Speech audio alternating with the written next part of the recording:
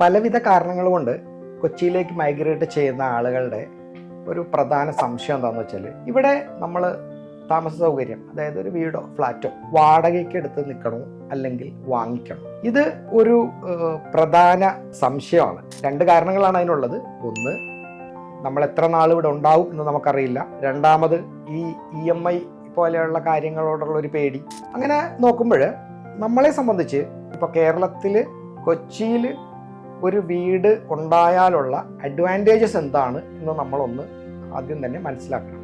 വാടക എന്ന് പറയുന്നത് കൊച്ചിയിൽ കൺസിഡറബിൾ ആയിട്ടുള്ള ഒരു എമൗണ്ട് തന്നെയാണ്. അതായത് സാമാന്യം തരക്കേടില്ലാത്ത ഒരു കോംപ്ലക്സിൽ നമുക്കൊരു ഫ്ലാറ്റോ വീടോ വാടകയ്ക്ക് കിട്ടണം എന്നുണ്ടെങ്കിൽ ഒരു 25K 30K മുതൽ മേളിലേക്ക് അവിടെ നമ്മൾ വാടകയായിട്ട് കൊടുക്കേണ്ടി വരും. അങ്ങനെ നോക്കുമ്പോൾ നമുക്കൊരു ഇനീഷ്യൽ പേയ്മെൻറ്റ്, അതായത് ഈ മാർജിൻ മണി എന്ന് പറയുന്ന എമൗണ്ട്, അതായത് വിലയുടെ ഒരു 20% വരുന്ന ഒരു തുക നമുക്ക് റൈസ് ചെയ്യാൻ പറ്റും എന്നുണ്ടെങ്കിൽ നമ്മളൊരു ഹോം ലോൺ എടുത്ത് ഒരു വീട് വാങ്ങുന്നതായിരിക്കും അഭികാമ്യം.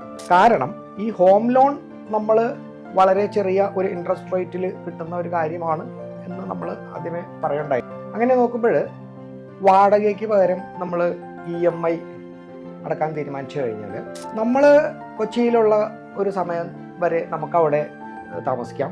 അതിനുശേഷം നമുക്ക് മറ്റൊരാൾക്ക് ഇത് റെൻ്റ് ഔട്ട് ചെയ്യുകയാണെന്നുണ്ടെങ്കിൽ ഈ വാടക ഉപയോഗിച്ച് EMI അടക്കാനും പറ്റും. മറ്റൊരു കാര്യം എന്താണെന്ന് വെച്ചാൽ, ഇത് വിൽക്കാൻ തീരുമാനിക്കുകയാണെങ്കിൽ ഒരവസരത്തിൽ നമ്മൾ ഈ പറഞ്ഞ ഒരു സാമാന്യം നല്ല ഒരു അപ്രിസിയേഷൻ ഈ പ്രോപ്പർട്ടിക്ക് ഉണ്ടാവുകയും ചെയ്യും. നമ്മളിപ്പോൾ ഒരു വീട് വാടകയ്ക്ക് എടുത്താണ് താമസിക്കുന്നത് എന്നുണ്ടെങ്കിൽ നമ്മൾ ഈ കൊടുക്കുന്ന വാടക നമ്മുടെ കയ്യിൽ നിന്ന് അതോടെ പോവുകയാണ്. അപ്പോൾ ഒരു ഇൻവെസ്റ്റ്മെൻറ്റ് എന്നുള്ള ഒരു കാര്യം കൂടി മനസ്സിൽ വെച്ച് ചെയ്യുവാണെങ്കിൽ എപ്പോഴും നമ്മളൊരു വീട് വാങ്ങിക്കുകയായിരിക്കും കൊച്ചിയിലെ താമസത്തിന് ഏറ്റവും നല്ലത്.